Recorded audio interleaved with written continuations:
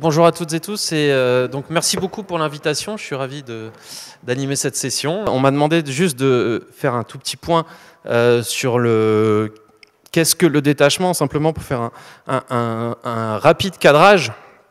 Donc ce qui est important de dire, je pense, c'est que le détachement, c'est en soi, sur le papier, pas une forme de migration en tant que telle, c'est un contrat de prestation de sous-traitance, de prestation de service. Et d'ailleurs, le langage administratif appelle ça la prestation de service internationale, la PSI. Et donc c'est dans le cadre d'un marché public, par exemple, une sous-traitance, simplement, qui a pour spécificité, enfin un contrat de sous-traitance, qui a pour spécificité que le prestataire soit une entreprise étrangère. Et dans le cadre de cette prestation, l'entreprise va détacher, donc déplacer ses salariés depuis le pays de son immatriculation vers le pays d'utilisation de la main-d'œuvre.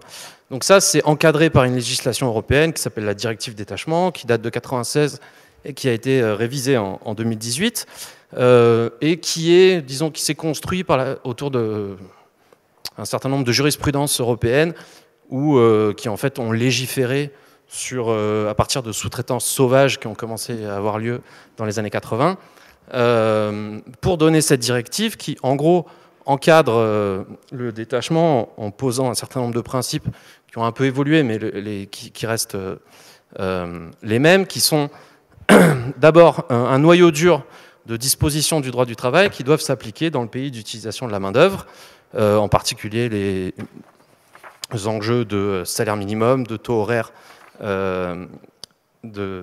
limitation légale maximum des horaires, etc. Et donc les conditions d'hygiène et de sécurité également s'appliquent. Mais voilà, et il y a un certain nombre de dispositions, et en particulier la plus centrale, c'est les cotisations sociales qui sont assises sur le pays d'origine.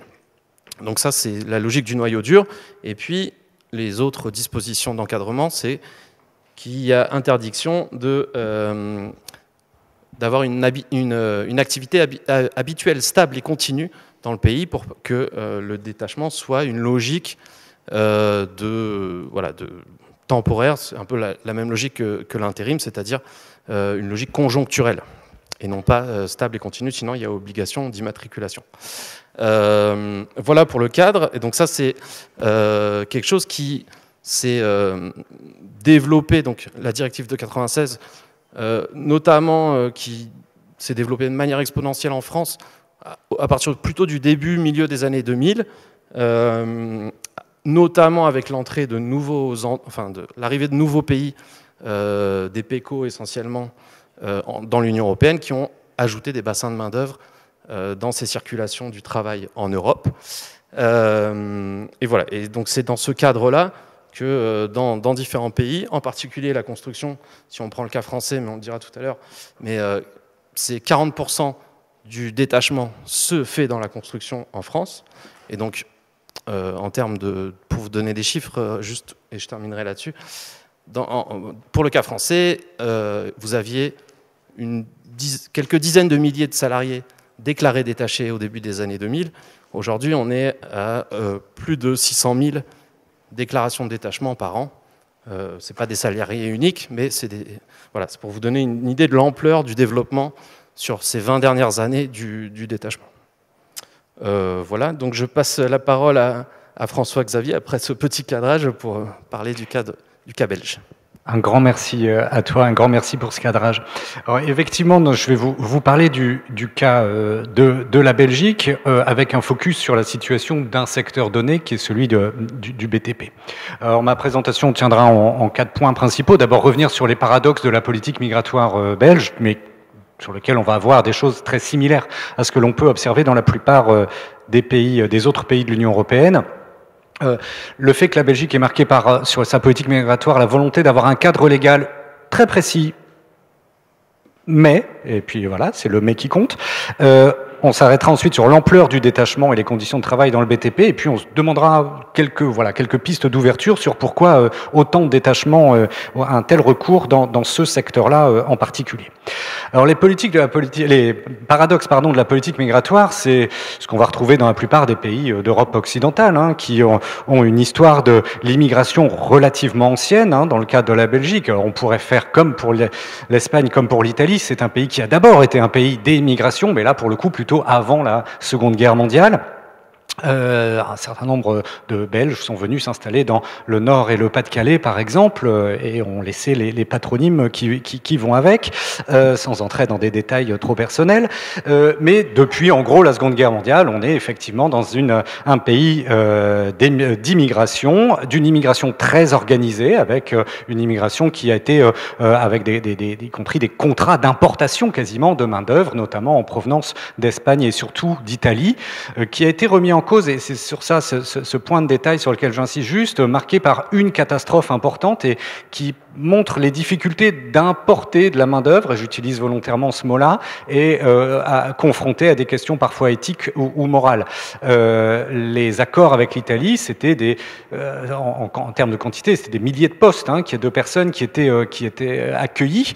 Et puis on a une mine à Marcinelle, une catastrophe minière, plusieurs dizaines, voire centaines de morts, j'ai plus le chiffre exact.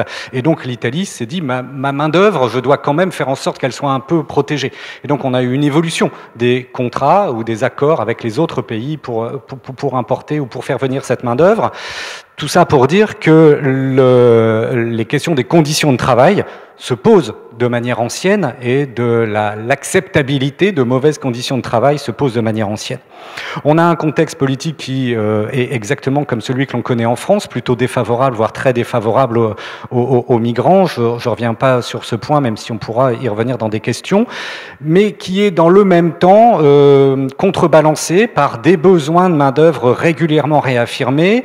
Ça a été dit ce matin, je crois, par Catherine, sur le fait que la notion de pénurie de main-d'œuvre, c'est pour rester flou que je ne dis pas laquelle, je ne me souviens plus, que la notion de pénurie de main-d'œuvre est évidemment quelque chose qui est socialement construit, politiquement construit, et que ça n'a pas de valeur en tant que telle, mais par contre ça passe par une autre notion qui est celle de métier en tension, que l'on connaît bien aussi sous nos frontières, qui là aussi est construite et va se retrouver dans un certain nombre de services, des services qualifiés, notamment dans l'informatique notamment, mais surtout dans des services plutôt ou des travaux non qualifiés, notamment dans les services à la personne, mais également dans la construction. Au total, on est dans un pays où, de manière très nette, on recherche une immigration sans travailleurs immigrés. C'est André Area, un chercheur belge, qui reprend cette expression et qui fait directement écho à celle d'Antoine d'avoir des travailleurs du travail sans le travail. Quelque part, du travail sans le travailleur, pardon. C'est un peu la même idée que l'on retrouve ici, qui est également typiquement illustrée par celle du détachement, puisque le détachement, c'est bien accorder quelque part le droit du travail, mais pas le droit de la protection sociale. On prend le travail, mais on ne prend pas la personne qui va derrière avec l'ensemble des coûts que cela peut représenter. Le cadre légal, j'ai dit, je l'avais annoncé, était relativement précis. Donc on a toute une série de règles qui fixent les façons d'entrer dans le cas en Belgique, puisque l'immigration de travail n'est normalement plus acceptée. Donc on a des limitations qui sont précises. À telle situation correspond tel type de permis. Je ne reviens pas dans le détail, c'est présenté dans l'article, mais la Belgique essaye de cadrer à chaque situation un permis spécifique en quelque sorte, avec une évolution qui est importante, c'est celle de la création d'un permis dit unique. Ce permis unique ne veut pas dire qu'il n'y en a qu'un type, puisqu'il y a toujours 4 ou 5 permis, enfin 3 permis principaux différents, mais permis unique veut dire à la fois permis de travail et permis de séjour. Et que le séjour découle du travail, et que donc le séjour est lié à la période de travail de manière extrêmement nette et précise. Au final, on a 3 grandes catégories. Les travailleurs qualifiés, dont je ne parlerai pas, avec la carte bleue européenne notamment. Le travail saisonnier dans le monde agricole, qui est très particulier là aussi en Belgique, mais on a laissé ça à ce matin. Et puis le cas des travailleurs détachés. Alors le cas des travailleurs détachés en Belgique est particulièrement important, notamment en termes de nombre de personnes. C'est 120 000 personnes en 2008, plus de 210 000 en 2020, c'est-à-dire que c'est du nombre de personnes, chacun pouvant avoir plusieurs contrats de détachement. C'est pratiquement 700 000 postes de détachement qui sont effectués chaque année en Belgique, c'est-à-dire quasiment autant qu'en France, et pas très très loin de la situation de l'Allemagne. Pour vous rappeler, pour ceux qui ne sont pas complètement familiers de la démographie belge, vous multipliez tout par 6 pour avoir un ratio Belgique-France à peu près, pour avoir un ordre de grandeur. C'est quasiment 108 000 équivalents temps plein par rapport à 3,35 millions d'emplois en équivalent temps plein en Belgique. L'intérêt que l'on a avec la Belgique par rapport à d'autres pays sur la question des travailleurs détachés, c'est quand l'on a un dispositif de suivi, un dispositif statistique de suivi qui est relativement élaboré et relativement fiable, en tout cas au niveau européen, réputé comme l'étant plus que pour la plupart des autres pays. On a une forte diversification des pays d'origine, c'est un point, je pense, qui est important dans la trajectoire. Moins de la moitié viennent de l'ancienne Europe occidentale, en quelque sorte, un gros tiers des pays d'Europe orientale, et 21% aujourd'hui des pays tiers, alors que c'était moins de 5% il y a encore une dizaine d'années. C'est-à-dire qu'une partie du détachement et extra-européens, transite évidemment par des pays européens, mais dans le cadre de filières, ukrainiens, biélorusses via la Pologne, Maghreb via l'Italie, etc., ou brésiliens via le Portugal. C'est-à-dire qu'on a des filières de cet ordre-là qui orientent ou vont chercher de la main-d'œuvre toujours un petit peu plus loin en quelque sorte. En termes sectoriels, le bâtiment, le BTP est évidemment vraiment dominant. C'est 39% des travailleurs détachés, donc on est à peu près au même ratio que dans ce que tu rappelais pour la France. Et en termes de volume de travail, c'est 26% du volume du travail du secteur du BTP qui est occupé par des travailleurs détachés. Ce qui est à un niveau évidemment très très important, notamment sur les plus gros chantiers, notamment sur les travaux publics, construction d'hôpitaux, etc. Par exemple. On est dans une logique de dumping fiscal, le terme a été abordé déjà ce matin, qui est très clair et qui pose la question de l'articulation entre la flexibilité légale permise, y compris encadrée en quelque sorte par le détachement, et puis l'existence d'infractions. Il y a, quelque sorte, et c'est un peu un des éléments moteurs des directives et autres, c'est de se dire, puisqu'il y a un champ un peu de non-droit, on va créer des règles et des normes qui vont permettre d'encadrer tout cela, et donc ça évitera les situations de travail au noir, etc. Je ne reviens pas sur les conditions de travail et d'emploi des travailleurs détachés qui sont particulièrement négatifs et qui sont de plus en plus négatifs au fur et à mesure de la chaîne de sous-traitance. C'est le cas évidemment qui est relativement classique. Et le fait que l'on en arrive en quelque sorte à un équilibre basse qualification, faible rémunération et une segmentation du marché extrêmement forte avec un enfermement, y compris des donneurs d'ordre, dans ce recours-là pour lequel ils ne veulent pas payer, pour lequel ils ont une qualité au final de travail qui est plutôt limitée et donc pour lequel ils veulent encore moins payer, etc. On l'évoquait à la pause sur la question de l'agriculture. On peut recourir à une main-d'œuvre qui sera éventuellement moins bien payée, mais moins productive, et donc on paiera encore moins, etc., etc., dans ce type de cercle vicieux.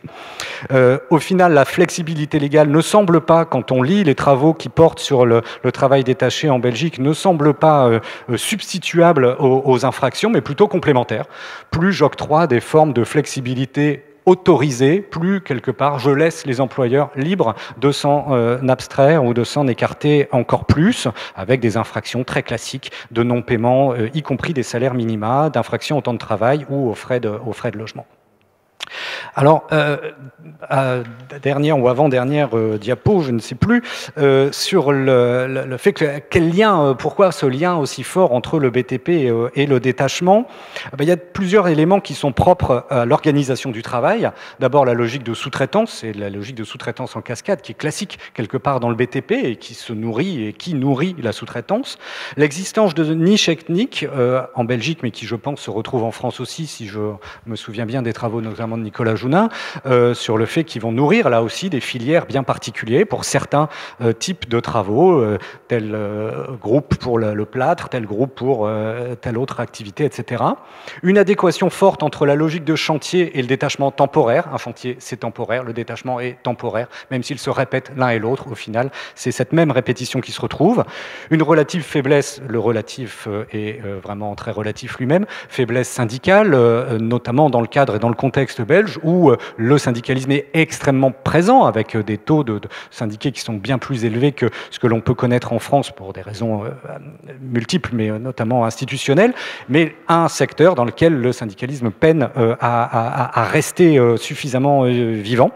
Et puis une concurrence par les prix, notamment alimentée par des marchés publics. Et c'est un des points sur lequel je terminerai là, c'est que une partie importante de ces logiques est au final au moins cautionnée indirectement par les politiques publiques et par les logiques de financement. Les trois secteurs sur lesquels on travaille, où on a le plus travaillé, on a vu depuis ce matin, l'agriculture, le bâtiment et les services à la personne, c'est quand même le gîte et le couvert, en quelque sorte, que l'on accorde à notre population et sur lequel on a des financements publics qui sont particulièrement importants. Et ce recours à un travail détaché bon marché ou un travail migrant ou saisonnier bon marché, c'est aussi un moyen d'atténuer ou de baisser les coûts public que l'on arrive à consentir. Ça fait le lien aussi avec le consentement à payer des consommateurs, mais de ces consommateurs, qu'ils soient privés ou publics, dans un certain nombre de cas de manière importante. Merci et désolé de mon petit dépassement.